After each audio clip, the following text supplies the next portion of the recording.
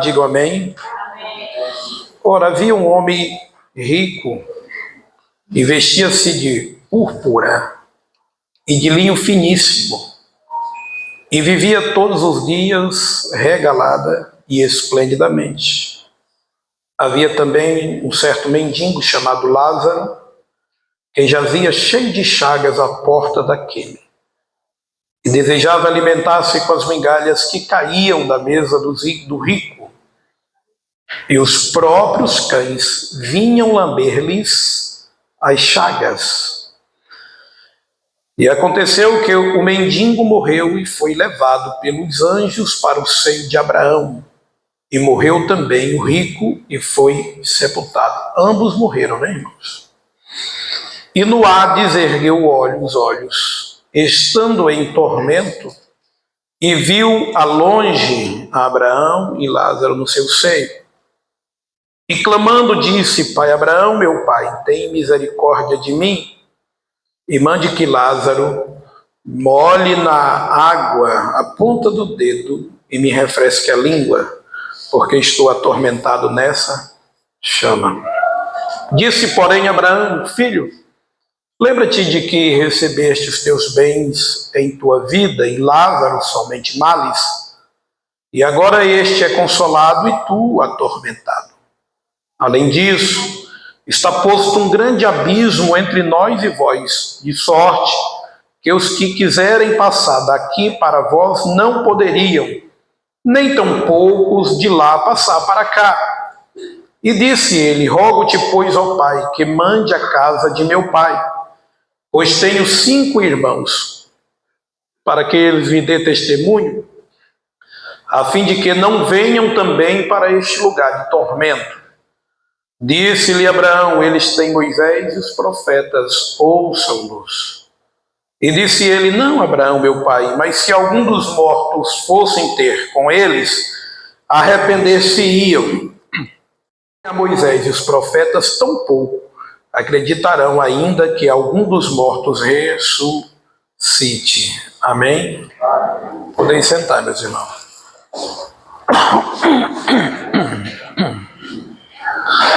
Graças a Deus. Irmãos, eu trago um texto bastante conhecido da igreja, mas eu queria chamar a tua atenção. Eu não vou ser enfadonho aos irmãos na noite de hoje. Eu queria que você prestasse bastante atenção naquilo que eu vou ministrar hoje. Eu coloquei um tema aqui nessa ministração. Eu vou pedir ali, porque eu escrevi uma coisa ali e outra aqui. Eu coloquei 4 coisas que tem no inferno que a igreja precisa ter. Você prestou atenção no tema? Eu estou falando de 4 coisas que tem no inferno que a igreja precisa ter. Mas, pastor, a igreja precisa ter coisa que tem no inferno? É disso que eu vou falar. Amém, meus queridos? Amém, igreja? Não se assuste. Não se assuste, mas por incrível que pareça, está tendo no inferno e não está tendo aqui dentro da igreja mais. Então, observe. O texto de Lucas está escrevendo as palavras de Jesus. E há quem diga que isso é uma parábola, mas ninguém consegue afirmar que é parábola. Por quê? Porque diferente de parábola, dos contextos históricos que Jesus criava para a ministração das suas palavras, esse texto ele vem diferenciado. Por quê? Porque ele traz nomes pessoais, identifica pessoas, e Jesus fala aqui até de características próprias do ser humano. Dizendo que havia um homem, e Jesus ele chama este homem de rico. E Jesus faz questão de dizer que este homem, ele vestia-se muito bem. Observe que ele tinha bom gosto. Jesus diz: vestia-se de púrpura e de linho fino. Jesus faz questão de dizer que ele vivia esplendidamente, muito bem, se alimentava muito bem, comia muito bem. Observe que Jesus nos dá todas essas informações da vida deste homem. Eu observo aqui, irmãos, algumas coisas na vida deste homem. Apesar de Jesus dizer que ele era rico, apesar de Jesus dizer que ele vivia bem, eu fiquei procurando, mas por que um homem que era rico, que um homem que vivia bem, morreu e foi para o inferno? Já se perguntou isso, Deus? Morreu e foi para o inferno. É pecado ser rico? Não.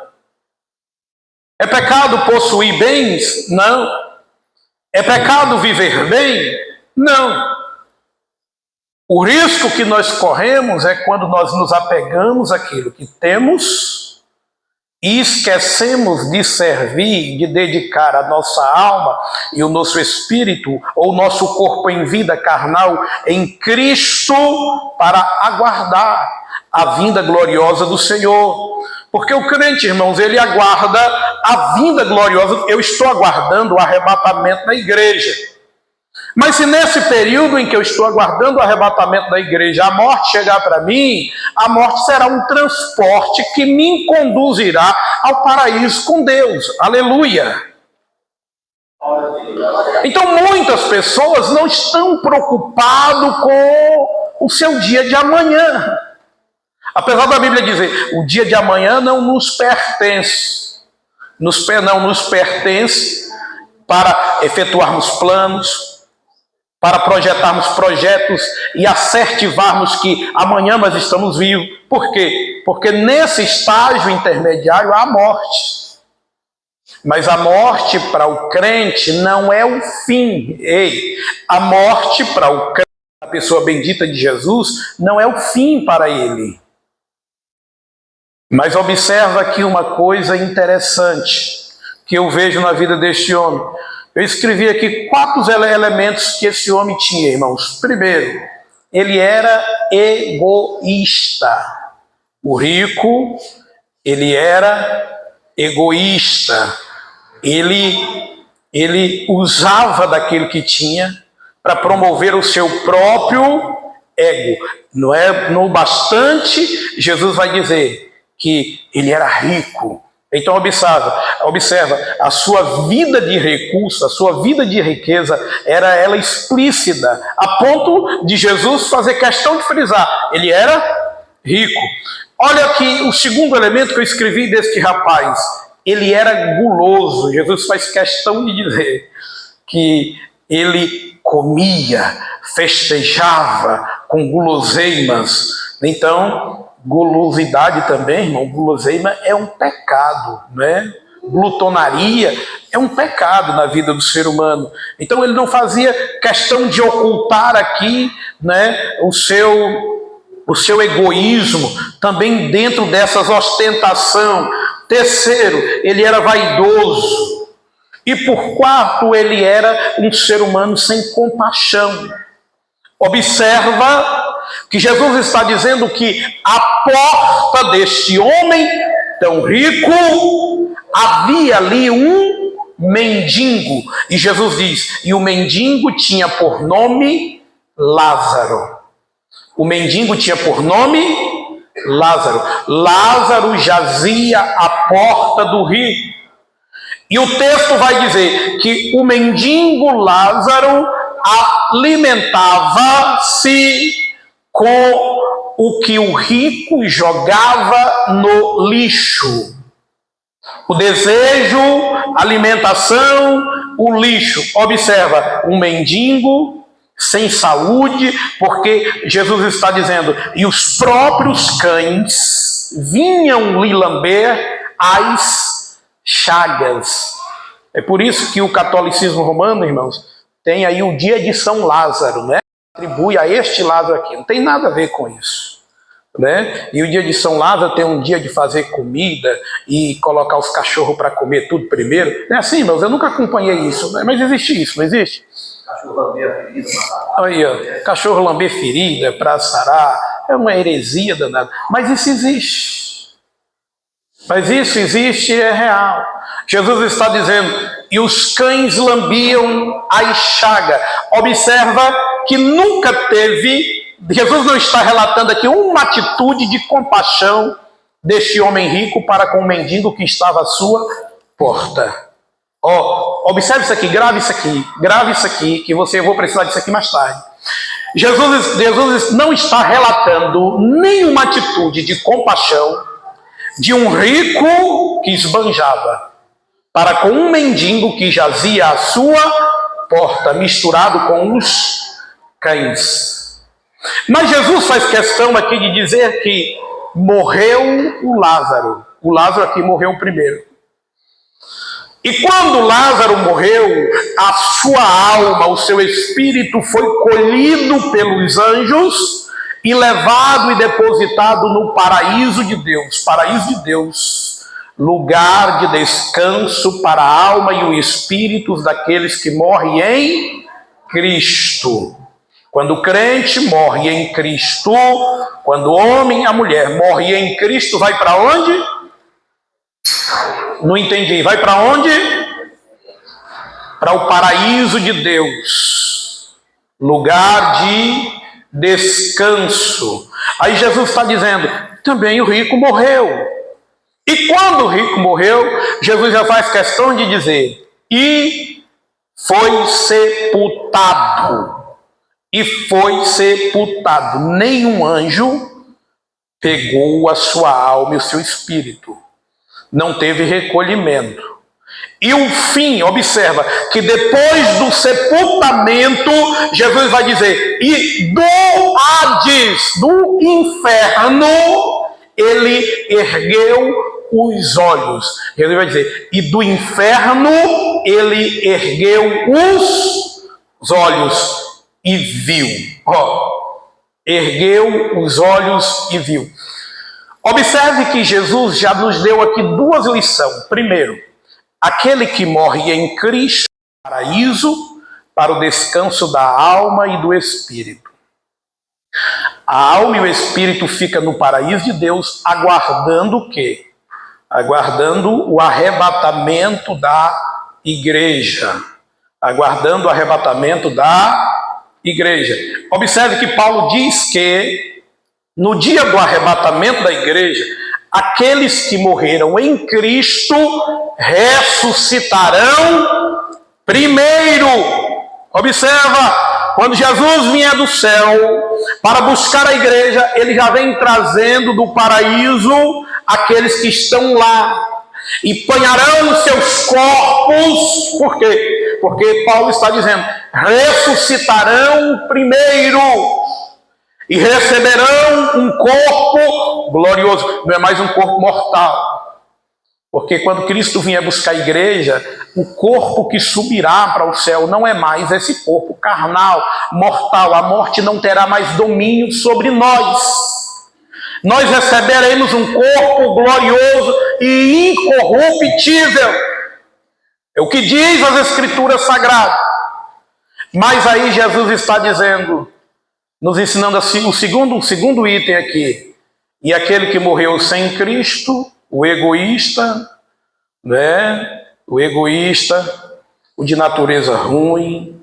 Jesus está dizendo aqui, ó, esses egoístas de natureza ruim, né? Defeituoso, viu? Ele morreu e foi para o inferno. Morreu e foi para o inferno. Agora, irmãos, observa que nós estamos citando aqui, o próprio Jesus está falando de inferno.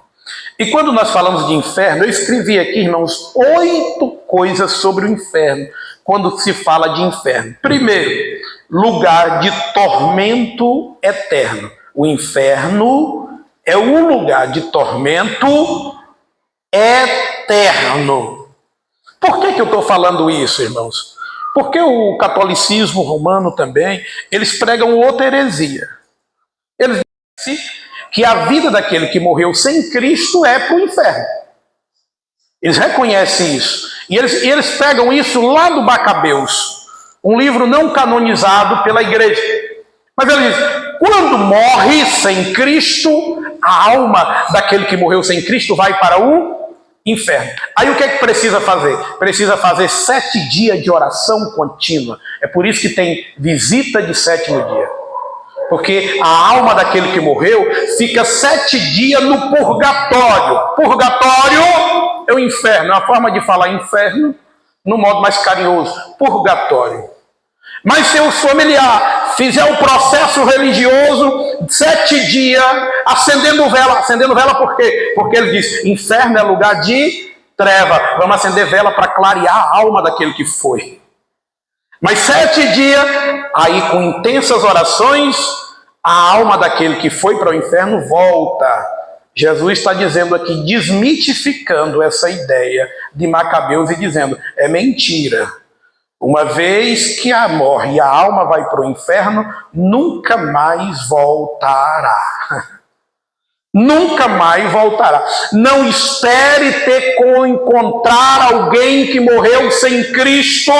Só tem uma forma de você que está aqui encontrar alguém que morreu sem Cristo. É indo para o mesmo lugar que ele foi. E eu pergunto a você, quem quer ir para o inferno aqui? Ninguém quer ir? Então não tem como mais encontrar.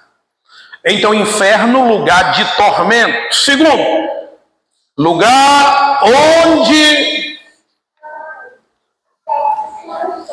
Eu escrevi um negócio e não sei o que eu escrevi. Onde o fogo não se apaga. O inferno é o lugar onde o fogo não se apaga. Terceiro, lugar de trevas. Irmãos, eu fico observando que o inferno é tão ruim que lá tem um fogo aceso que não se apaga e o texto diz lugar de treva. Tu já desmitificou isso aqui, Deus? Fogo que não se apaga e mesmo assim é um lugar de trevas, escuridão.